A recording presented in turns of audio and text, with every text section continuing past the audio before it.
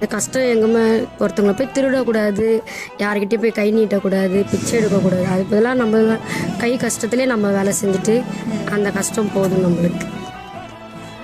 இதில் எல்லாமே இருக்கும். பாத்ரூம் போயிருப்பாங்க, பீரியட்ஸ் ஆகி பேடு போட்டு வச்சுருப்பாங்க, அது எல்லாமே எடுக்கணும். நாங்கள் அதெல்லாம் சலிச்சுட்டு தான் இந்த வேலைக்கு வந்திருக்கோம்.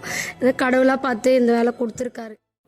செய்திடும் வேலை செல்வங்கள் தருமா, சிந்திடும் வியர்வை முத்தென விழுமோ, மனிதர்கள் வீசிடும் கழிவுகள் எல்லாம் தூய்மையாய் மாற்றிடும் தனி பெருமிதம் எனக்கு. செல்வங்கள் வேண்டாம், சில அவமானம் வேண்டாம், என் பிள்ளைகள் முன்னேறும் கல்வியே போதும், கல்வியே போதும். இந்த வரிகளுடன் வாழும் திருமதி தாமரை செல்வியை பற்றி தான் இன்னைக்கு நம்ம பார்க்க போகிறோம்.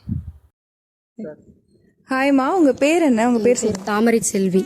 தாமரை செல்வி. நீங்கள் சின்ன வயசில் என்ன படிக்கணும்னு ஆசைப்பட்டீங்க? உங்களால் அது படிக்க முடிச்சுதா? இல்லைம்மா, காலேஜ் வரல படிக்கணும்னு ஆசைப்பட்டாங்க எங்கள் அம்மாலாம். அப்போ படிப்போட அருமை தெரியல, நாங்களும் படிக்கலை.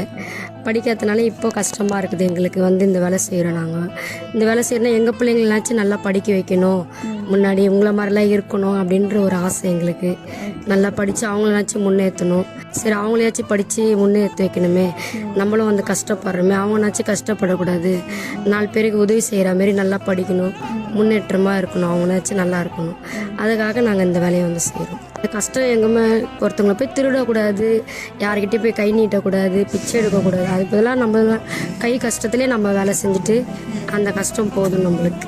இதில் எல்லாமே இருக்கும். பாத்ரூம் போயிருப்பாங்க, பீரியட்ஸ் ஆகி பேடு போட்டு வச்சுருப்பாங்க, அது எல்லாமே எடுக்கணும். நாங்கள் அதெல்லாம் சலிச்சுட்டு தான் இந்த வேலைக்கு வந்திருக்கோம்.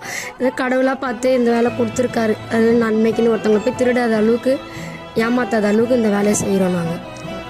நாங்கள் சம்பாதிச்சாதான் எங்களுக்கு சாப்பாடு, வேறு யாரும் எங்களை பார்க்க மாட்டாங்க. குழந்தைங்கள படிக்க வைக்கணும், அதனால தான் நாங்கள் இந்த வேலைக்கு வந்திருக்கோம்.